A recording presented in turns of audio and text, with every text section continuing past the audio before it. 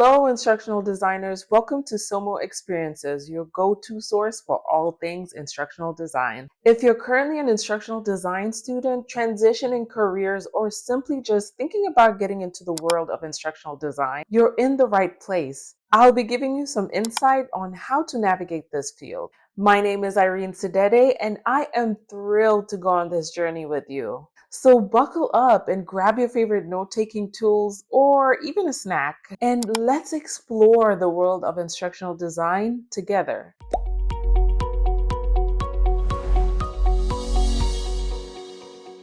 Today, I'll be sharing the top 10 things to know while pursuing a career in instructional design. And the 10 things I'll be covering today will be based on my personal experience.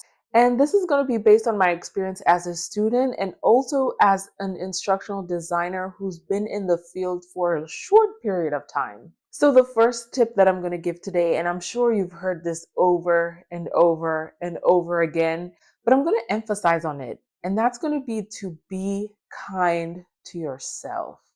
Yes, I know it sounds cliche. People say it all the time, but I want to stress it because it's so important. But let's take a moment to think about it. You're new on this journey. You've never done this before. There are things, terms, theories that you simply just have never heard before and you don't understand, especially if you don't have a background in teaching. There are going to be terms, design concepts, module concepts, so many things that are just going to sound like a foreign language to you. And technically it is, because like I said, you've never done this before. And you'll have no idea about them. I'm talking about you'll be sitting in class looking at the professor or looking at your classmates like, what exactly is going on right now? So be kind to yourself and give yourself some grace. Know that with time, with practice, you're going to get there and you're going to start understanding these concepts and you're going to enjoy the process of becoming an instructional designer. The other thing that you're going to have to do is be curious. Yes, I know they say curiosity killed the cat, but in this case, curiosity is what's going to keep you alive, if that even makes sense. But in this case, curiosity is what's going to keep you going. It's going to keep you evolving and growing and becoming comfortable in being an instructional designer. The industry is constantly changing and evolving. So being curious about the new trends, tools, and technologies is what's going to keep you ahead of the curve. And you always want to stay ahead of the curve within this field. This next tip, which I love so much, is adopting a growth mindset over a fixed mindset. Now, what exactly does that mean? What a growth mindset looks like is knowing that there's opportunity for everyone. It's basically functioning without having a scarcity mindset. So you're not feeling like there's no room for you. All the spaces have been taken within the world of instructional design. You're not going to get a job because there's so much demand and so much competition. No, a growth mindset is knowing that there is a place for you. What is it about you that makes you unique, special, and different? And what is it that you can offer in this industry? That's adopting a growth mindset. And there is opportunity for you to excel no matter what your background is, where you're from, where you've been. It doesn't matter because it's all about where you're going. The next thing is going to be to pay attention. Yes, you're going to have to pay attention. You know, like I love to say, keep your eyes and your ears open at all times. And that doesn't only apply when you're in class, that also applies when you're outside, you know, when you're with your peers, when you're with colleagues, when you're networking, when you're interacting with other people within the instructional design field. You always want to pay attention and you always want to know what it is that's going on. Learn all the things that are changing, the new models that are coming out, the new technologies being used, the different tools that are emerging. You always want to pay attention. If you're still an instructional design student, paying attention is so important because you don't want to miss any of the information that's being taught. I advise for you to listen attentively and also to participate. Oh my gosh, I cannot stress how much participation is an amazing thing. I know that it's nerve-wracking, you know, to put your hand up in class and have them pick you. But Paying attention is so important when you're an instructional design student because they're going to cover topics that are going to be beneficial for you in the long run when you're pursuing your career. One of the benefits of being in a classroom environment, especially if the classes are offered in person, is that you get to meet your classmates and you get to interact and engage with them. This is a great place where you're going to be able to go back and forth with ideas and you're going to be able to gain some knowledge from them as well. It's kind of just like what you're doing right now with this video. You know, you're engaged, you're actively listening, you're taking in notes, and you're thinking about feedback of what you can possibly put in the comments to help grow this channel. And speaking of, if you haven't already, make sure to subscribe and also put a comment down below on some of the tips that you think would be helpful for someone who's pursuing a career in instructional design. Everything I said about the classroom environment leads me to my next point, which is be open to collaboration. In the world of instructional design, you will hear the word collaborate everywhere. Like literally, it's like collaborate, collaborate, collaborate, collaborate. You're going to have to get used to collaborating and working with other people. The reason why is because you're going to be working with subject matter experts, also known as SMEs. And like I said, I like to call them SMEs. And while you're working with SMEs, you're also working with a video editor. You're also working with a graphic designer. So there's so many moving parts of the different people you're going to be working with in order to make your project successful. So collaboration is a great thing to learn, and being open to meeting different people and working with them is also going to be beneficial in the long run. So if you're currently an instructional design student, learn to work with other people, whether that's within your class or different departments on campus, and create the amazing projects that you'll have to do. I will also say to use that time while you're collaborating to learn from others, learn their strengths and learn how you can adopt some of those strengths. And also ask questions. I'm telling you, your peers are the people that are going to help you excel in your career. They're either going to give you the information of what is currently happening. They might be able to hook you up with your first internship, or they might be able to pull you into a project if they're working for a specific company. And it's also a great way for you to network with people that you see on a day to day. And that's going to get me to my next tip. Now, the next item on the list is going to be network. Now, I know you've heard the phrase, it's not what you know, it's who you know. In an ideal world, it would be great to just be like, I am great at this. I can do A, B, C, D, E. But honestly, in this world that we live in, you're going to have to know some people in order for them to be able to get you through the door. And these are the people who you're going to be interacting with on a daily basis. For instance, I did just mention class is a great way for you to network. The other way to network is to look for different organizations that are within the instructional design field. Now, again, networking is a great way for you to be able to ask people questions and learn new things that are happening within the field. Your network is also who will help you with jobs, projects, ideas, and they can also help you build a community of just instructional designers or people who are just enthusiastic about the world of instructional design. Think about having a huge community of people who are interested in the same thing that you are. How amazing is that? Some great ways for you to network would be to join platforms such as LinkedIn, Slack, and if you're on campus, go to alumni lunches or go to any of the career fairs that they're having.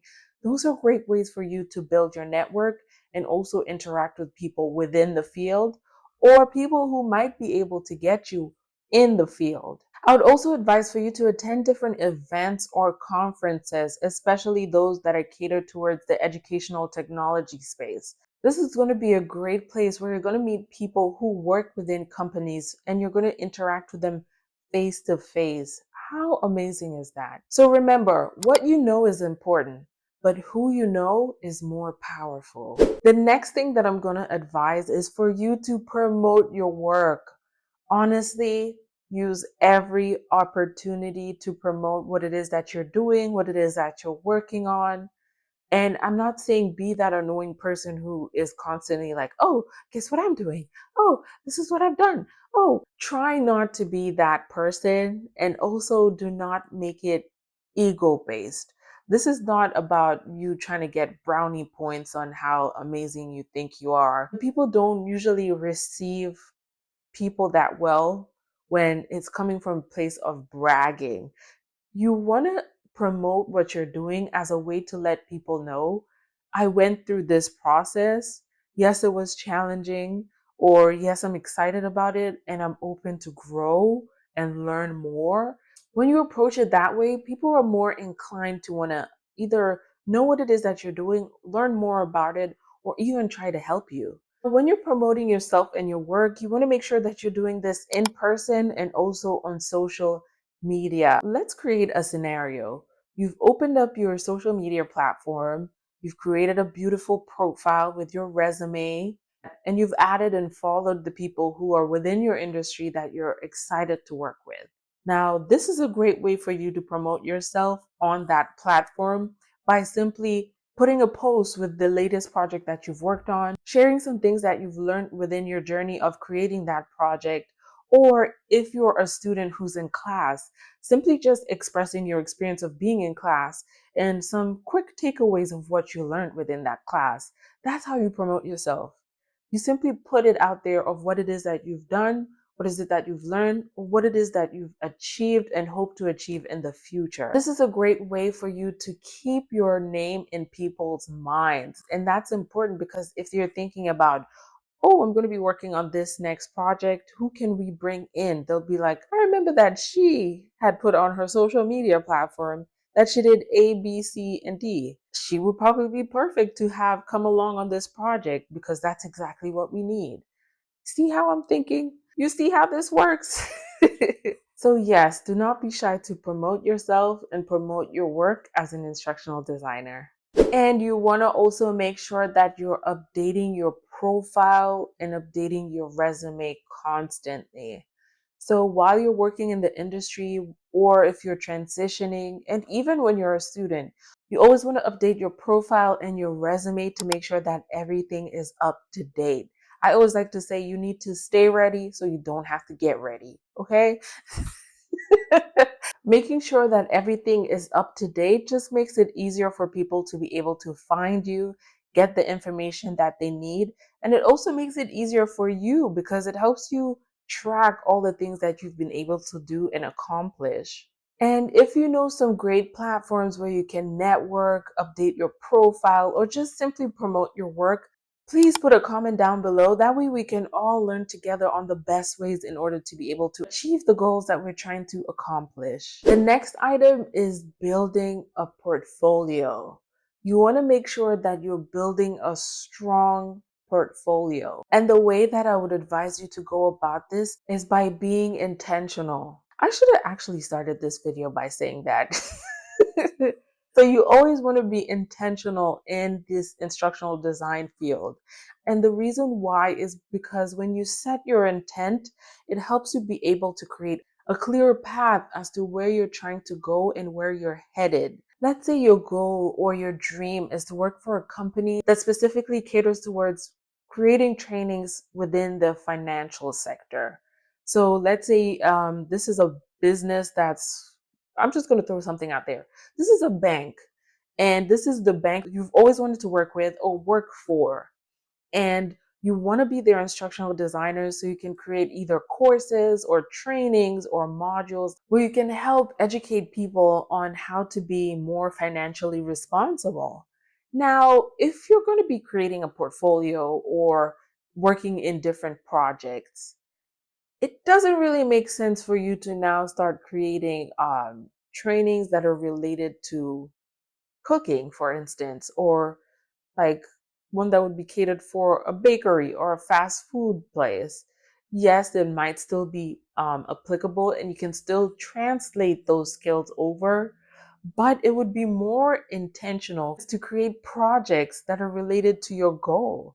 So if you're doing projects that are related to breaking into that financial industry, it's more likely that you're going to stand out when you're talking to people in that company Or when you're trying to apply, when they're looking at your resume and your portfolio, they can see that, oh, you've done this before. We trust that you can do it for us. And don't take this the wrong way. I'm not saying that you have to be limited in that way. You can also create a strong portfolio that is catered to different sectors. Now, if you're someone who wants to show how diverse you are, it makes sense for you to create a portfolio that is diverse. But even then, you're being intentional by saying, I want to be known as someone who is diverse in the type of projects that I'm able to create, and you're doing that with your portfolio. Always be intentional with everything that you do within the instructional design, especially when you're building your portfolio. The next item, and oh, I cannot stress this enough, is going to be to keep up with your deadlines. There's no other way I can say it. Keep up with your deadlines. I am telling you, this is not just when you're in class, even when you're in the field. You're going to have to learn how to keep up with your deadlines because you're going to get assignments, you're going to get projects, and there's going to be a date and time that they want you to have it submitted by. This is something that you want to practice on doing constantly. That way you're a professional. I personally like to submit things 3 or 2 days before the actual deadline. That way, let's say if there's something that I messed up, I have a little bit of time to like fix it before anyone notices, and then I can submit it again. So when you plan to submit things ahead of time, one of the benefits, it helps avoid that feeling of being overwhelmed. So, for instance, there are a lot of people who like to say, oh, they work well under pressure. They like submitting things last minute because that's when they bring their best work. That does not work for me because that would be so chaotic. Like my mind will just be running and racing. And in that last minute, I'll just be panicking, like extreme panic. So, for me, what I like to do is submit things either 2 days or 3 days before the actual deadline. That way, I'm not feeling extremely overwhelmed. The other benefit of submitting things on time or before the deadline is that it creates this thing where people like your professors, your peers, or even like, let's say, if you're in the field, your clients, they feel like you're more trustworthy. Like they trust that you're going to submit this thing on time. And if you're doing it before the actual deadline, it makes them be like, oh, wait a minute, this person is actually really good. So you always want to build that trustworthiness so that people want to work with you more and they can also depend on you as well. And that's so important in this career. All right. And those are the 10 tips that I had for you while you're pursuing a career in instructional design. Like, comment, follow, subscribe, and share so other people can be able to learn the different things that they need in order to be successful in this career. Again, my name is Irene Sidere. Thank you for watching this video, and I'll see you in the next one.